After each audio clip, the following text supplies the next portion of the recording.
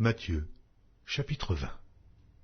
Car le royaume des cieux est semblable à un maître de maison qui sortit dès le matin afin de louer des ouvriers pour sa vigne.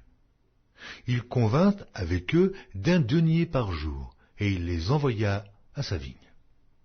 Il sortit vers la 3e heure, et il en vit d'autres qui étaient sur la place sans rien faire. Il leur dit, « Allez aussi à ma vigne, et je vous donnerai ce qui sera raisonnable. » Et ils y allèrent. Il sortit de nouveau vers la 6e heure, et vers la 9e, et il fit de même. Étant sorti vers la 11e heure, il en trouva d'autres qui étaient sur la place, et il leur dit, « Pourquoi vous tenez-vous ici toute la journée sans rien faire ?» Ils lui répondirent, « C'est que personne ne nous a loués.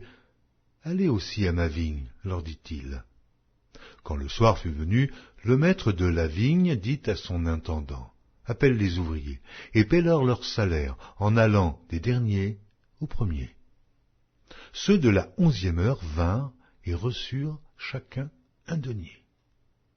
Les premiers vinrent ensuite, croyant recevoir davantage, mais ils reçurent aussi chacun 1 denier.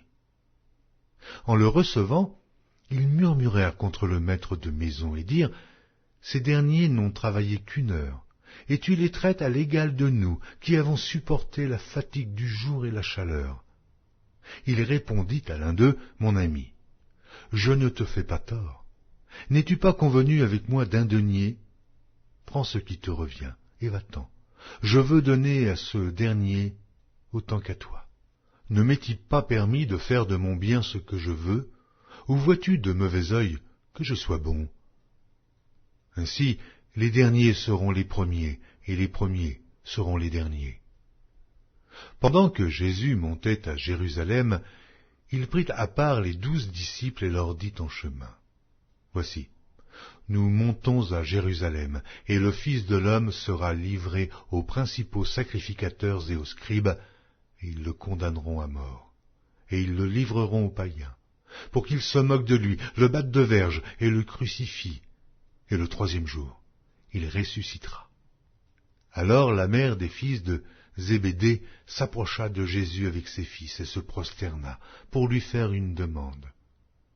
Il lui dit, « Que veux-tu ? Ordonne, lui dit-elle, que mes 2 fils que voici soient assis dans ton royaume, l'un à ta droite et l'autre à ta gauche. » Jésus répondit, « Vous ne savez ce que vous demandez. Pouvez-vous boire la coupe que je dois boire ? » Nous le pouvons, dirent-ils. Et il leur répondit, « Il est vrai que vous boirez ma coupe, mais pour ce qui est d'être assis à ma droite et à ma gauche, cela ne dépend pas de moi, et ne sera donné qu'à ceux à qui mon Père l'a réservé. » Les 10 ayant entendu cela furent indignés contre les 2 frères.